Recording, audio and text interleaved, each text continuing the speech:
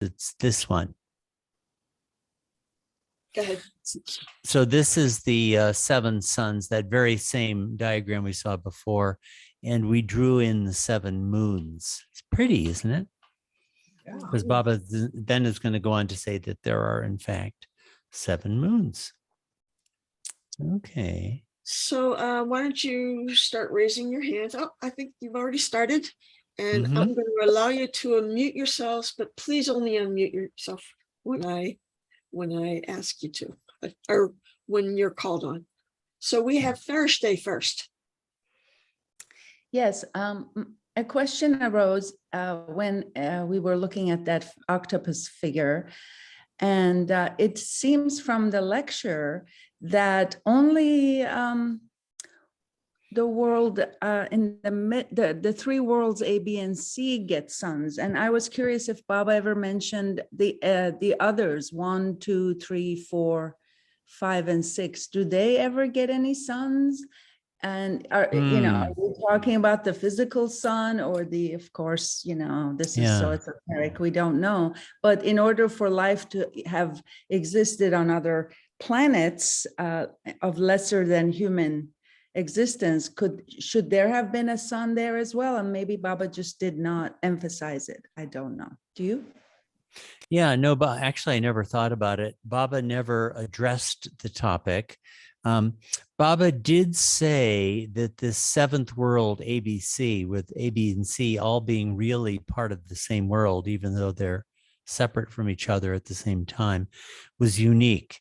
And every other world seems to be solo and singular. I would infer from that myself that they all would have suns. Well, I don't know. Do they all? They would cast their reflections into Pokol. So if there's who knows? The sun shines equally on all. It's just a matter of their evolutionary stage, if they can receive, to what extent they can receive. If you have planets, just using common sense, if you have planets floating out there that are just pure rocks, you wouldn't think they'd especially need a sun. But the logic that he's given, that the world casts its reflection into space, into Pokol, which receives the light of a light globe, it would seem to be applicable to other planets too. And there doesn't seem there would be any reason for there to be this 7 sun thing, because that's a unique feature of this 7th world with A, B, and C so closely linked with each other. That's what I would think. Mm-hmm.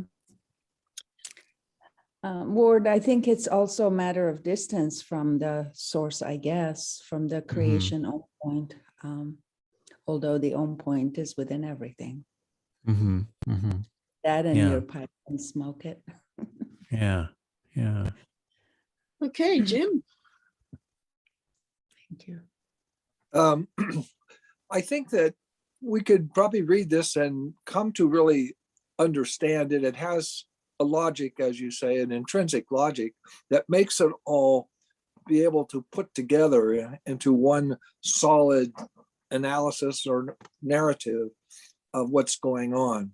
But the bigger question arises, what does it all mean? What how are we to take this? That's right. I mean, it's like a myth or something. It's like a great story of creation and how it all came about. And it's logical and it's beautiful, incredibly beautiful, and beyond our imagination in a way. I mean, he stretches the imagination to think of these things. But, you wonder really, what is it going to eventually mean in the new humanity and all of that? Just kind of and why did Baba take the time to explain this to these boys? Yeah, exactly. It's I think he's setting it up for his next advent. That's what I think. Okay. Yeah. I mean, it's a question that probably can't be answered, but on the other hand, I know it's a very relevant question. Lots of people are going to ask it. It's kind of naturally out of all of this. I mean, just to say the very, very obvious, this figure of the light globe and the 3 planets and the 7 suns obviously does not describe anything observable through gross means in our solar system. I mean, obviously it doesn't. I mean, there aren't 3 planets with human life, and you can't have reflections from planet Earth, creating further suns for another world within our solar system. Obviously, it's not talking about that. Yeah. There have been indications elsewhere that the light globes here, I mean, we can clearly see they're not suns, right? They're the source of the light. So I would presume that they must be something in the inner worlds in some way. So the best I can do with this is it's describing in some way fundamental principles, they're actually logical principles by which the gross sphere derives from the subtle. Something like that. Yeah. And maybe there will be a new science, a subtle science that grows up in the future. Wow. Thanks. And, Thanks, Jim. and Bob does seem to say that the science will eventually come to understand this. Didn't he? In one of the lectures. He did. Mm-hmm. So we're in the dark, I guess. Yeah.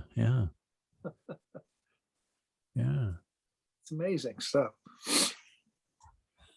Did you all follow this whole chart and how the logic of it?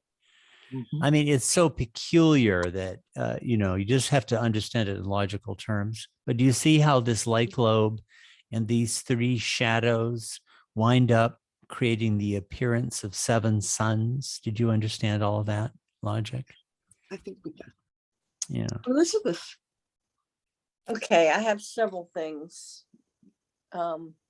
One is I had a hard time following how the 3 worlds A, B, and C are included in, I don't quite follow the concept of 7th range and why that the 3 together make a 7th world. I mean, so that's one part.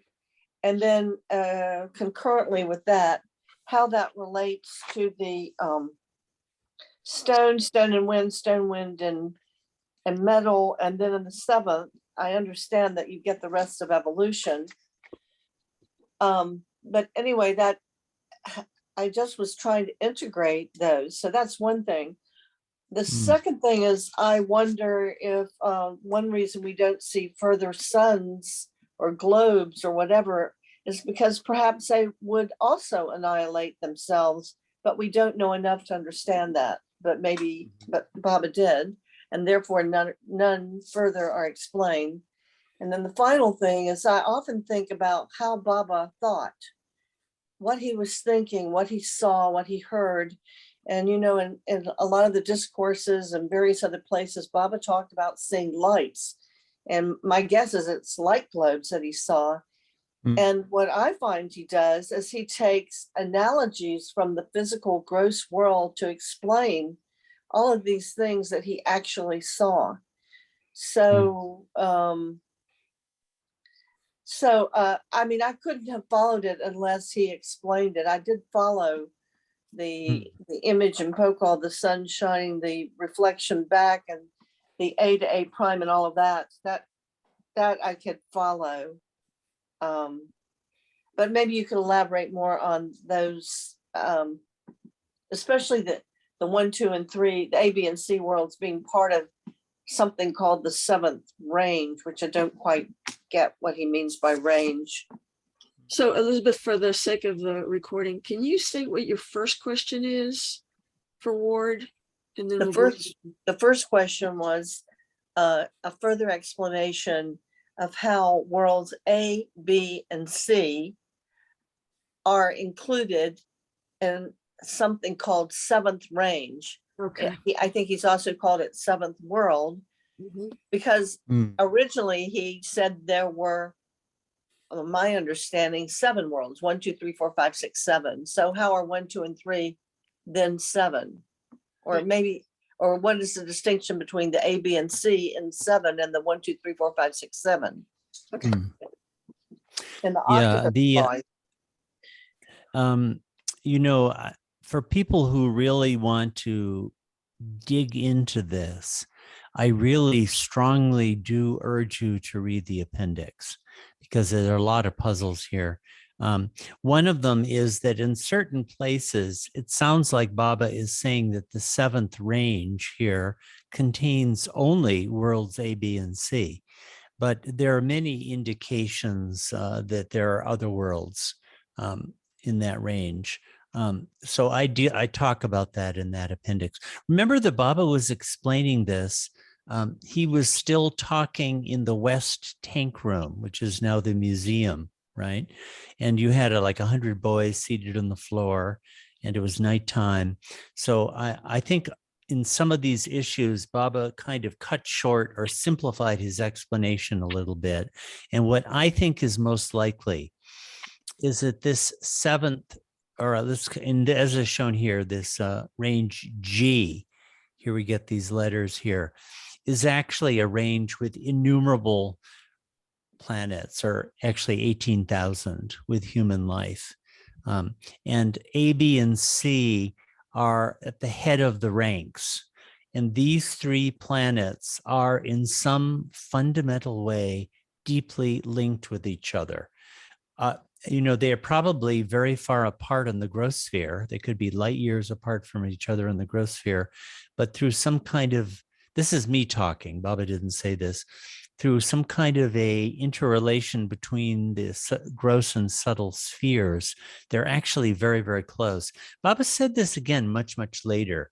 He said these planets are very close to each other, although they appear to be very far away. So I would take that to mean on the gross plane, they're very distant, but in some inner subtle aspect of their genesis, of their derivation from the light globe, they're intimately connected with each other. That's what I take that to mean. So Ward, you just said G is a range. So does that mean D, E, F, G, H, I, J, K, L, M? All of those are ranges, and would A, B, and C also be a range then?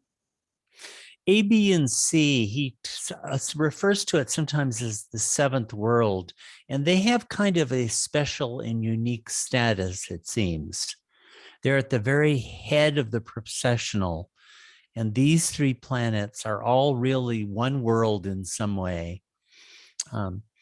See, this diagram almost shows as though the planets at the head of each processional have some kind of special status. I don't know if that's true or not, but they're drawn that way here. But these, you see, there is a big question. Are there 3 worlds with human life, and are there 18,000 worlds with human life? Because there is a footnote in God Speaks that says there are 3 worlds with human life. And in that appendix, I speculated that a note might have been written by Ramju Abdullah, who did have an involvement in God Speaks. But the evidence is much, much stronger that Baba really said there are 18,000 planets with human life. And thus this G range would actually have 18,000 planets. But anyway, that particular topic is dealt with a lot in that appendix. Well, maybe at the end, Ward, if we have time left over, we could take a peek at the appendix. Sure, sure. All right. So let's wait for them. Thank you, Elizabeth. And Christina. Hi, Ward. How are you? Hey, Christina, Jay Baba. Ward, first off, I don't mean any disrespect to you, but I don't think of you as the final authority on the content of interpretation of the words and diagrams in the original source. Of course not. Thank you. And I hope that no one else does either. And secondly, as I read this, hear it being read, and see these diagrams, especially the source diagrams, I have this flooding sensation and clarity in my mind, as if it is a waterfall of logical information. And this stuff makes complete sense to me. The fact of that makes no sense to me. So my comments are not from some, or maybe they are, I don't know, but they don't feel or seem to be like I'm making stuff up. It seems to be that I'm a boat on a river and the river is accurate.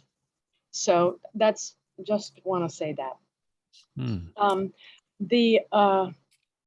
All of this business of the suns and the globes and the light, and to my mind, it is all about the flow of the thinking and the imagination, the logic of it, that it isn't just magic, that there is a very logical and predictable flow. Now, I mean, it becomes so complex that it's impossible to predict at a certain point. But this beginning of the 1, the 2, and the 4 shows the mechanism. And to me, it's the law of sanskaras. It's the law of how reactivity takes place, the law of impressions. And when one impression causes 2, causes 4, and so on, it's extremely logical. And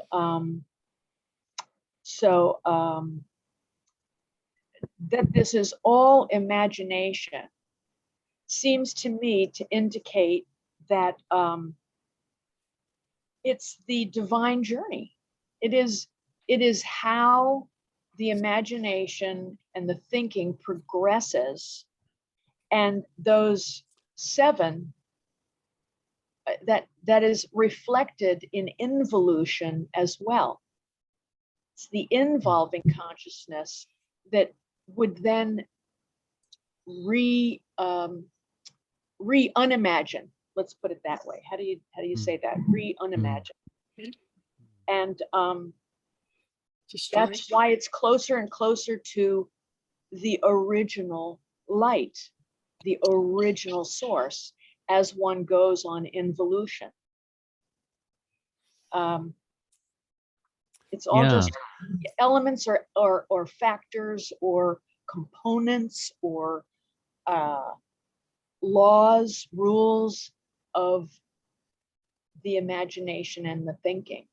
So to me, it's like this, it's a beautiful mosaic, and it's beyond words, because the words are just symbols. This is closer to the truth because it's a metaphor. Anyway, there's no doubt that there's even though the picture Baba's giving is such a strange one, all of this is very logical. I mean, actually taken on its own terms. So I haven't talked much about the thinking and the imagination, because that would really take people versed in infinite intelligence to know what that means. But I'll throw this in there for people who are acquainted with infinite intelligence.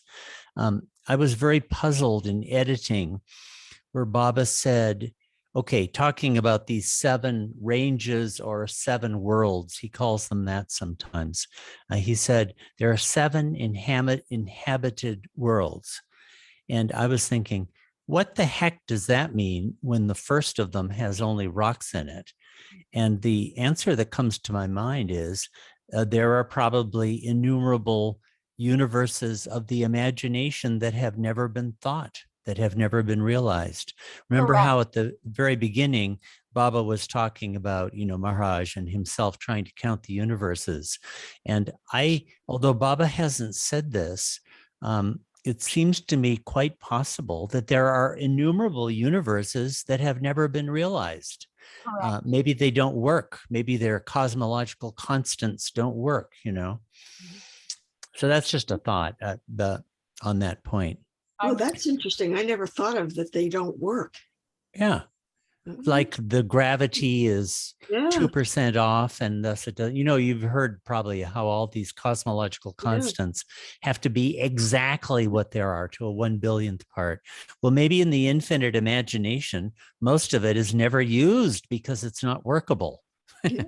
I mean, Anyway, I've had lots of ideas that don't work. we would have to have infinite intelligence readers and to really run anywhere with this. I don't want to get too far from this book because It's like Baba didn't. genetics. Yeah. It's like genetics. You have this constant flow of Yeah. options, and a lot don't work. Yeah. Yeah. Thank you, Christina. That was good. Yeah. And Diana. Yeah, this is not a developed idea in my mind yet. I just have all these things coming together, and maybe you can help me Good. put it together. And I would like to look back at, Jim brought up some reference to the future. How is this, connected with the future? And I'm thinking about the recent pictures that are coming back from way out far away that are amazing the scientists. And it's not just what's there, but the questions that scientists are asking. And I was listening to a radio show just the other day where some scientist was bringing up some questions, and one of the questions was like, why do we have this universe? Why is it here?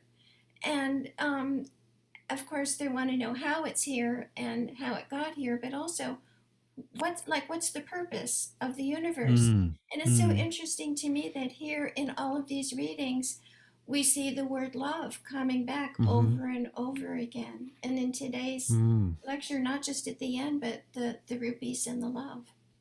Yeah. So I find that Yeah. Notice how Baba really came to love and he had a good excuse for it with these 3 planets. Isn't it funny that in that sea planet, where there's no love, they can communicate without ever talking?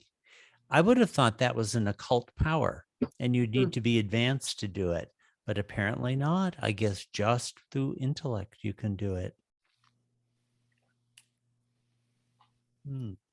Okay. Thank you, Diana. Marianne.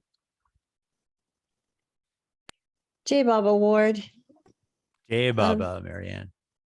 Can you explain to me how this source diagram says from Dr. Ghani's unpublished draft, the center, what do you call it? Range is H. And so could you explain what's going on there between the G and the H thing? The naming of that. There are like many source diagrams for this. And yeah, so we wound up going through them all and coming out with what seemed to us to be the most logical way of doing it. Like I think here it's E is the far right-hand one. Right. But the principle, these just seem to be sequential labels. Yeah, if you really want to get into that, you can read the endnotes. Actually, notes on the figures will say a lot more about the sources too. Okay. So the one below that, Ramju's, yeah, is like G, is G the center one there? I think it is. I can't quite read at the moment. I can't think read it may be. Okay. But there must be about 8 or 10 of these ranged over the various sources. Yeah. Oh, I didn't know quite that. a few. Yeah. This one is rich. This Can you diagram make it bigger so we can see what you guys are talking about? Thanks. I think we may be at the limit. No, here we go. No, we can a little bit. Yeah. HG.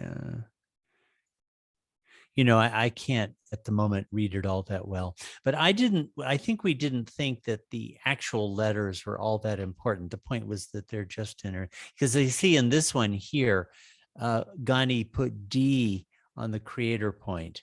So thus this range starts with E, F, G, H, I, J, K, because D has been used up But the other forms of the versions of the diagram don't do that. So we didn't think that the precise letter was that important. Okay, These are thank good you. questions. You know, you can go into the creation of the diagrams too. I mean, we had to make a lot of choices, and a lot I'm of them are sure you did. editorial choices, and all of this can be called into question or rethought or anything like that.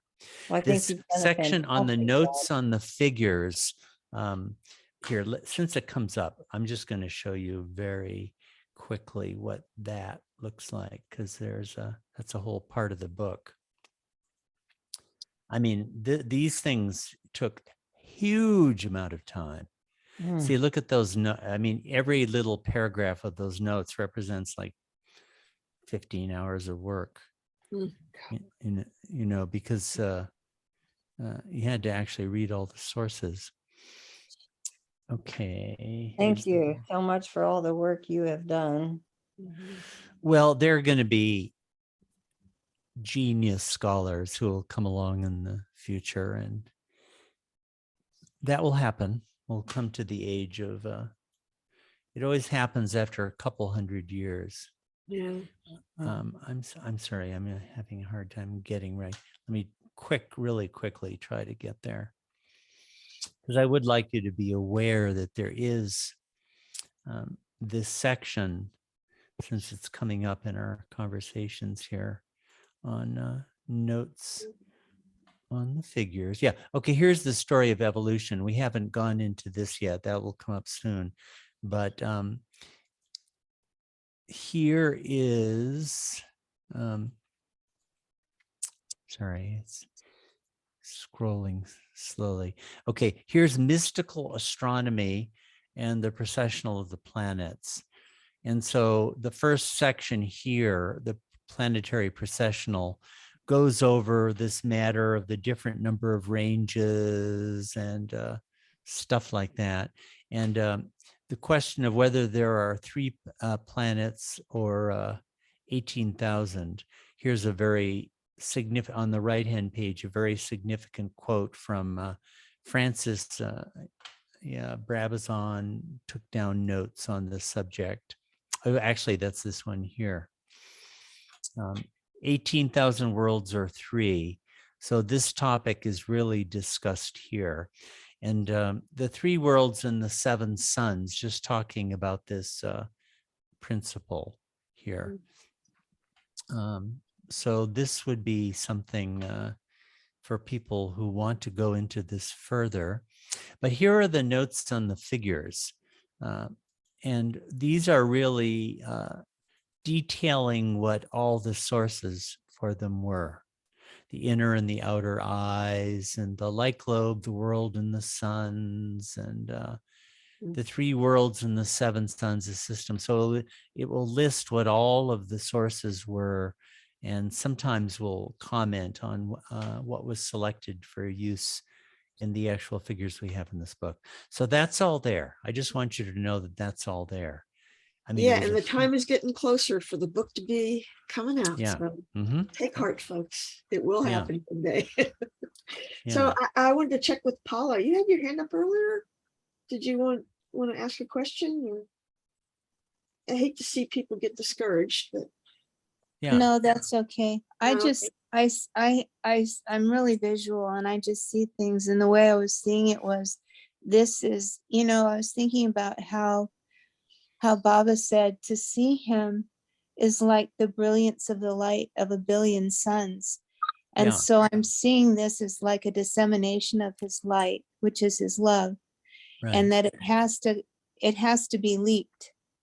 Otherwise, he can't, it has to have these kinds of processions in order to exist. Otherwise, it couldn't do it.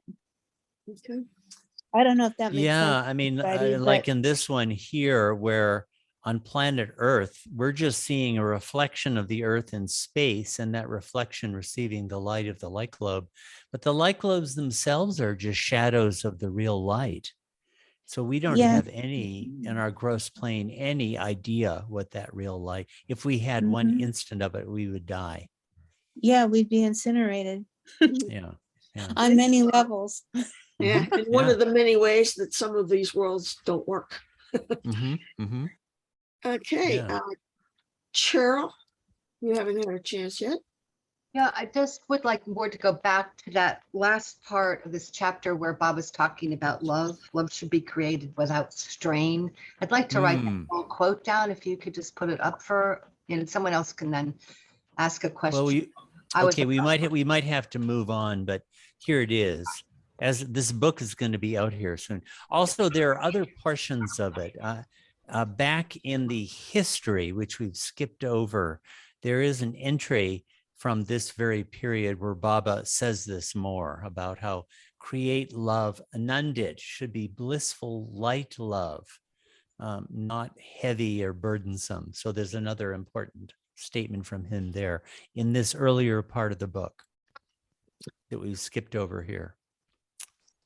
Yeah, thank you. Let's see, Lindsay.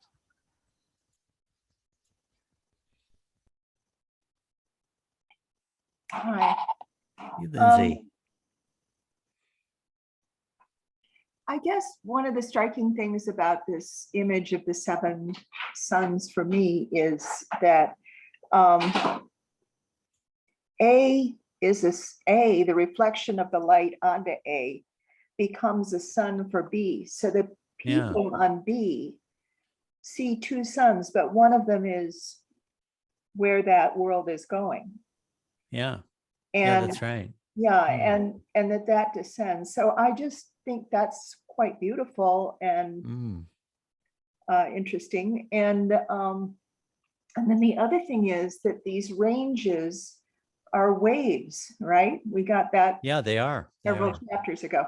So I was trying, the logical part of me was trying to figure out, well, how does planet, let's call it D, which comes out of the 6th range, also come out of the 7th range? Because you were saying there are probably 18,000 planets or worlds that are in the 7th range. I don't know, I think this is a principle more than it's a real, like anything with forms. And so, but at any rate, I was thinking that when you look, remembering my physics class in high school, and we had wave tanks and we could set the nodes that created the waves in different places. And the interface and the interference of the different waves created different, it created a lot of things, but it created different vibrations, almost levels of waves and so on. And that, so you could have the ranges constantly interfering, meaning intersecting, and creating the way that all of this actually fits together. Yeah, that's true. You've seen a lot of those, graphs of waves interacting with crests and troughs and all that sort of thing as they overlap on each other. This diagram, which is going to come up later, you see here on the 4th stage here, you see those different layers there. That's where Pran breaks into 7 divisions. And I think it's very likely that would have something to do with the 7 waves that we're talking about here. But it happens at that stage, the 4th plane stage. There are so many things that are interconnected. Like some of the like Christina brought up about thinking and the imagination, all those sorts of things. What we're doing here is just the first stage of a primary reading of this text. But in the future, there are going to be all kinds of in-depth analyses that will bring other books like God Speaks and Infinite Intelligence much more in relation to that. But you have to read a book first before you can do all of that. Thank you. Anything else, Lindsay? Was that it? That's it. Thanks. Thank you.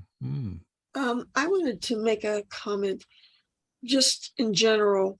When I hear people try to reduce Baba's teaching into a series of logical assertions, it kind of hurts my heart, And I want to refer back to something Christina said earlier about how when you are really focused in on this and it's starting to flow, that feeling of flow is to me, number one, magic, but number two, tapping into those moments that Baba was speaking to the boys and absorbing some of that atmosphere. And to me, that is the true magic of studying these things, that I can always trust that even if my logic fails me, that will come through and pull me out of the fire. Anyway, we have Jim. Did you talk yet? I think Elizabeth's next. Let me go with Elizabeth first. Okay. Look, you referred back to the chart Dr. Ghani had done that's similar to the octopus chart. And in that, the subscript, the caption is 10 states of God. And it immediately hit me, the A, B, and C in that are similar to the beyond God state, underneath the beyond God state in one of the diagrams in God Speaks. And I was wondering if they happen to be the same, because it would actually make sense if it were, right under the beyond state, you have 3 different states of God that are all part of the beyond state of God.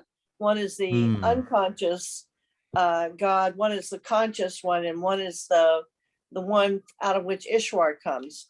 I'm getting the names wrong, but you know what I'm talking about. Well, those seem like different things to me. Yeah. Those are the 3 primordial states of God. Like A is on the infinite unconsciousness, and it's out of that the entire journey arises to be. And C is the 10th state of God, essentially. Whereas these are 3 planets that are, differing from each other in their proportionality of intellect and love. So it looks like something different to me. So I wonder why he labeled it the 10 states of God. See, well, yeah, no, that's from that chapter. He wrote this book in 1947, 48, 49. Baba was dictating to him, and then he never finished it. And then he died during the New Life. And when Baba reviewed it after the New Life, Baba was very dissatisfied. And he went back and dictated all over again to Erich. But Ghani's manuscript does have the original draft of that chapter, the 10 States of God. But there's a lot more in it than what's in the chapter as Erich wrote it out, and it includes this kind of thing. The print was so small, I thought it read the 10 States of God, but it just says unpublished draft of. So it's part of, okay, I see that. Thank you. That chapter, chapter called the 10 States of God in his manuscript. Okay, thank you. Yeah, I've also heard some people tempted to think of worlds A, B, and C as representing the gross, the subtle, and the mental, and that doesn't. It doesn't look like it. It doesn't look like it. So we have to be careful in trying to make these analogies. Well, I mean, it's natural to try to understand this, and that's one place to go, but it doesn't look like it at all to me. And Jim. Thank you. I'm kind of really fascinated by the conversation that we're having. It reminds me to a large extent when Diana brought up the idea of the scientist asking the question, why all of this? That one of the things that in our education, I feel that we were given answers, and instead of arousing our curiosity and our inner faith, so to speak, in our own humanity, to ask questions. Oftentimes you come away from a course and you've got all these answers, and your ability to really seek your own inner understanding, to ask the questions that are most meaningful to you. And that's what this is kind of reminding me of, that the question has to arise within you before the answer can really be deeply absorbed, something of that nature. And I feel like we're doing that. We're asking all these questions about the beautiful stuff that Baba is giving to us.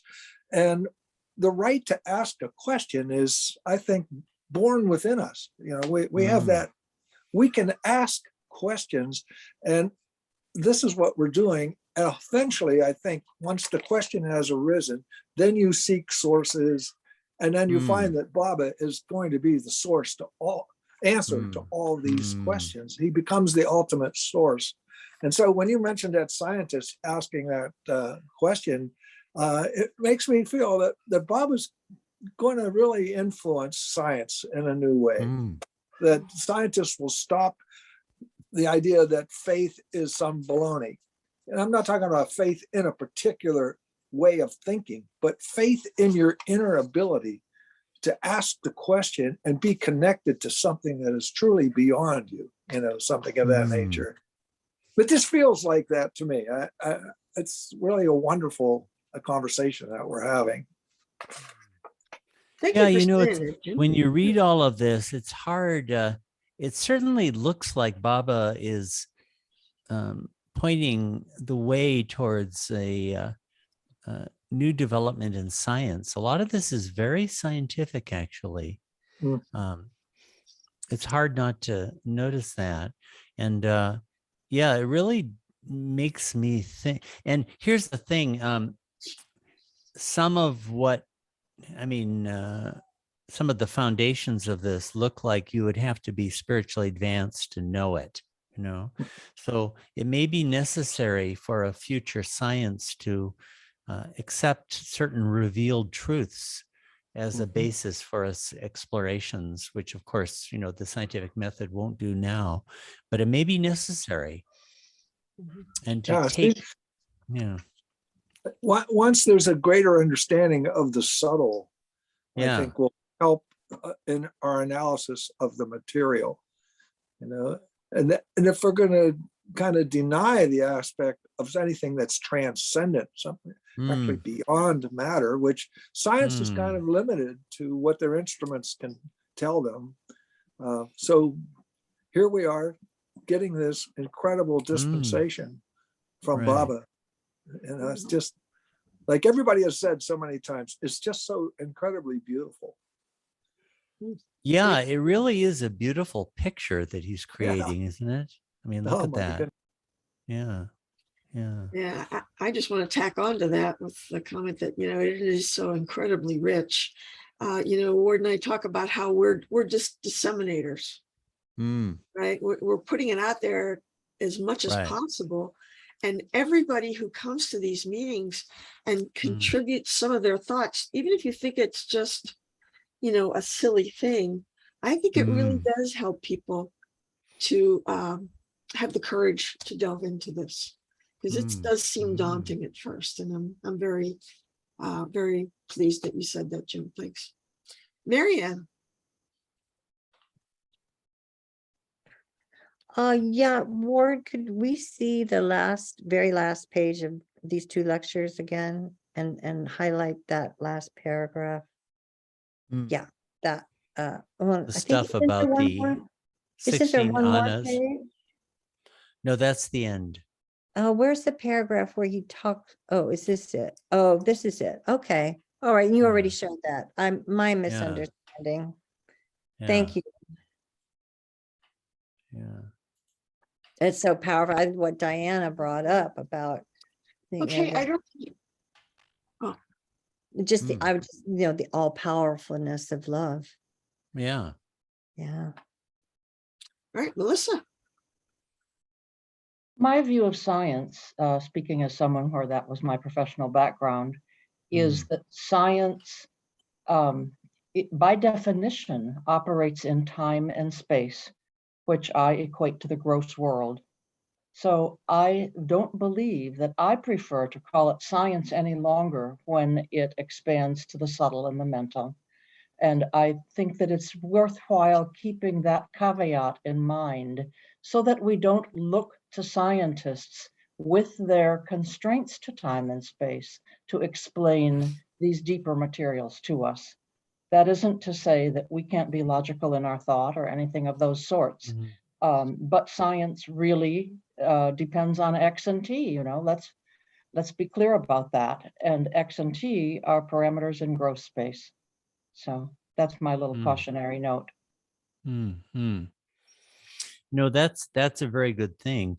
In the past, I would say that the sciences that we had then were much more inclined to be metaphysical. So whether you call it science or whether you call it something else, I do agree that we're not going to try to find confirmation for what Baba has said in science is really a bad road to go down, because we're coming from the avatar of the age. But I do think whether it's science or something else, we're going to have new branches of knowledge that will come out of this. I mean, here Baba is really talking about suns and moons and stars, and their genesis or something. What do you think we should call that, Melissa, if we don't call it science? I don't have a good name for it. Metascience? Pardon? Metascience? Yeah, metascience might be it, or we can just think of it as the people who have a deep spiritual grounding. And what do we call them? They're the philosophers, or what are they?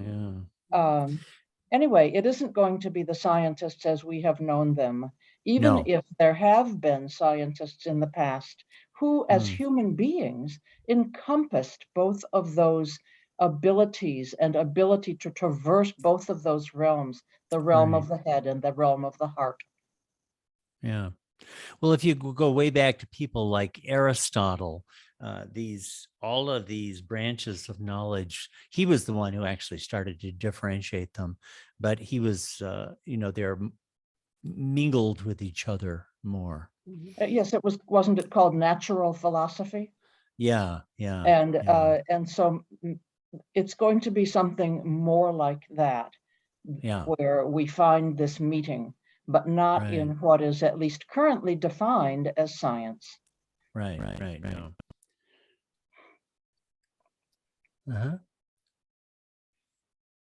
That's what I like so much about this conversation, is that you can't say everything in one mouthful. Yeah. And so some things that were not included or what have you are brought in by other people. I think it's a wonderful picture that we're drawing here. Yeah, thanks, Jim. So Miriam has her hand up. So I just want to make a comment that, it's interesting that Baba is apparently giving all of these intellectual descriptions, and yet talking about being more loving, and that, the intellect has to go completely in order to realize God. And, so that's just interesting to me, that it is apparently intellectual. The other thing I want to say that, I study embryology and teach embryology, and the lecture about the eyes and the forehead and, that it's so matches embryological development. And, there's a lot more I could say about that, but it's just interesting to me that, like Jim was talking about, as above, so below, and those concepts at least can be directly applied to, the actual development of the embryo, which, includes this moment of fertilization, right? Where the sperm, which is one opposite, and the egg, which is the other opposite, they come together and create a new human being, which, mirrors the creation of the universe, as Bob is describing it. And so I think, that science can at least take that from this material, that, what's happening in the other worlds, or the higher worlds, is reflected in the processes of this world. Good thoughts. Yeah. Thank you. Marianne, did you want to? Marianne Lewis? Oh, thank you. I took my hand back down because I thought Christina kind of addressed this. Baba says that we're here to balance the head and the heart. He didn't say be intellectual, but the head and the heart, and that is intuition, and that is God. So some of this is semantics, what words we use, for what. And I thought he said he would be in his next advent a scientist. I may be wrong about that. I don't have that in front of me. So I think sometimes, the meaning of words we're debating them. So I think that the sciences, of course, will change, as everybody is saying. The mouth will not be working so much. It'll be eyes, ears, those openings, and this one covered pretty much. But anyway, I just wanted to say that about what's in the discourses about the balancing of the head and the heart, and that is intuition, and that is God, which I find very, very pleasing and comforting and beautiful. That's all. Thank you, Marion. There are sections of this that, like where he's giving his explanation of this whole process, that are very intensively intellectual. I mean, he's describing a whole intricate process of reflections, and you have to go from A to A prime and B to B prime. And so these kids, their intellects were being stretched and brought into the process. But then at the end of it, he comes to this theme: you have to just have 16 annas of love and 0 of intellect. So it just, this is no new insight. We've been observing this all along, but it seems so obvious that Baba was doing major time work with the head and the heart here. All right, Elizabeth.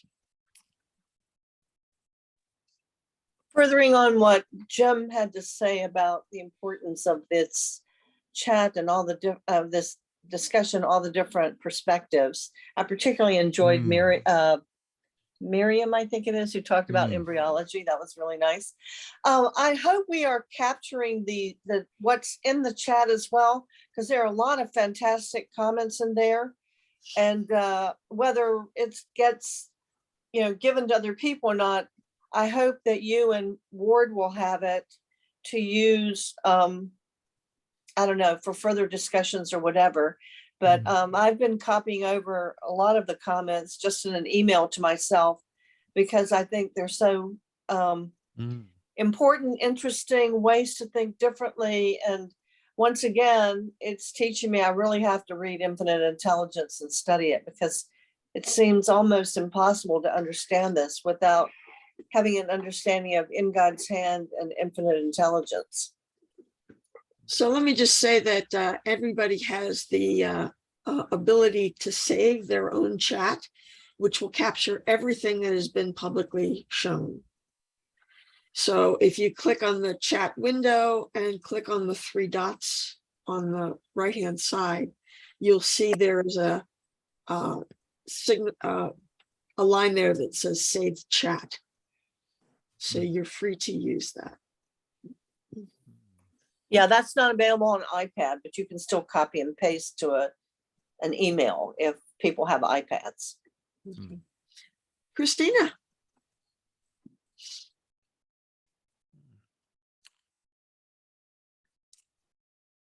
Did we lose you, Christina? Oh, there she is. No? She might have a cat emergency. There we go. Oh, there she is. Okay. So this subject of the annas of love, I like that. I'm going to make a t-shirt that says the annas of love. I have cats, 2 cats, and I'm going to say that my cats love me. They love me to the extent that they can, to the extent that their sanskaras proscribe the radius of their capability of loving.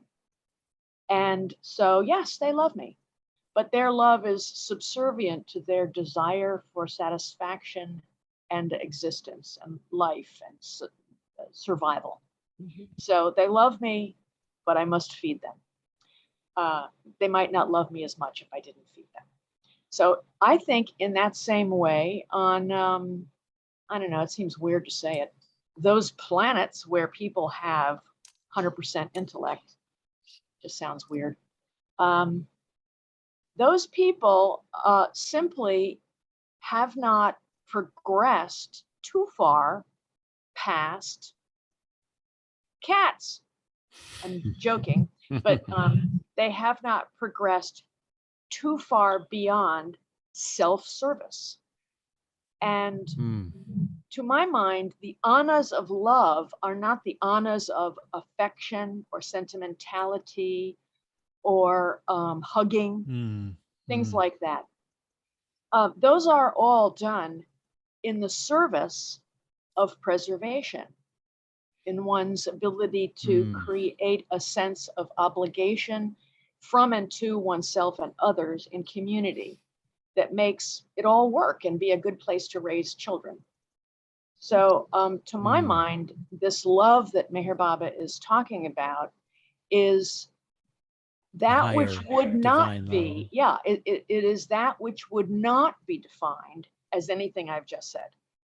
It, to my mind, is that which is about selflessness.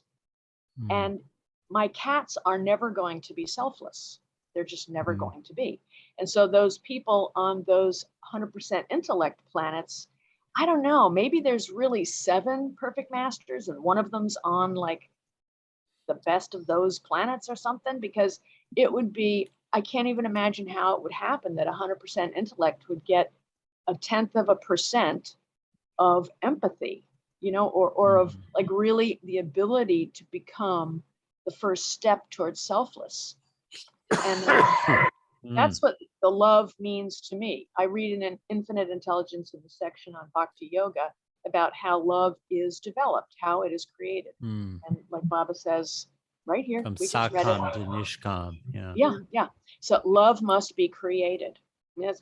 Those look like words to me. Love must be created. It isn't like, you know, I just feel love, you know. It is this selflessness or this this empathy, and that's really, I think, what he's talking about. I mean, that word love is like so loaded. It means so many things for different people.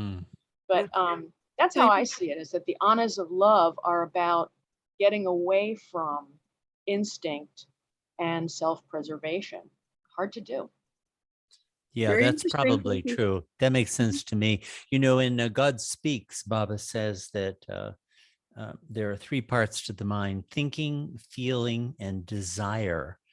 And he says that desire is the highest, which might seem counterintuitive at first. But, you know, having thought about that a lot myself, it strikes me that what is love? Love is desire completely purified of selfishness. It's sort of like the highest expression of desire is mera, which is pure love. And lesser desire is love in ignorance, where I've misidentified what it is that I love. So I bet you, I mean, in these planets, they've got to have cravings and desires and all kinds of things like that operative. So I think I agree with what you're saying, that when he's talking about 0% feelings of love, he's talking about the emergence of a true selfless love. I mean, they're probably just very selfish people on those planets, just like everywhere else. Beautiful. Well, we're going to give Wendy K the last word, and then I'll stop the recording. All right. Wendy, did you have a question or comment? Well, if I would be the last one on the list, but anyway. So for me, first of all, this is way out of my comfort zone. First of all, I fell in love with Baba a long, long time ago, and the intellect, not so much for me, but in the last few years, I have been learning more and more, reading more and more books. Okay, so I'm going to start from there. So my leap to be able to participate in these types of platforms is I listen. I don't put any judgment in there. I just listen. And sometimes I feel something in my body and I go, oh, you know, and just let that be. But after I leave this, or when I've listened to them, I've gone outside in nature. And then just ask if there's something that you want me to have gotten from this, can you give it to me in a more natural way? That's how I function in the world, through experience out in nature. And it can be just as simple as a leaf falling or watching a squirrel chase something or whatever. So I love listening to all of this, and I love hearing what everybody's saying. But that's my platform. And if I don't interact, it's not that I'm not enjoying it. I truly am enjoying everything that I'm hearing. So thank you. So perfect that you said that. Thank you. So thank you. Yeah, I'm going to stop the recording here. Is that okay? And well, actually, let's say the Beloved's Prayer before I do that. Yeah, that's our tradition. Go ahead and unmute if you would like to join us in saying the Beloved's Prayer. Beloved God, help us all to love you more and more. Still yet more. Till we become worthy of union with you. Help us all hold fast Baba's Damas till the very end. Avatar, Meher Baba, Baba Ki Jai. Avatar, Meher Baba, Ki Jai. Avatar Meher Baba Ki Jai. Thank you, Ward. Thank you to all of our readers. Thank you, Ward. Thank you, everybody. Thanks, Ward. Thanks. Yeah. Thank you all. Baba. Yeah.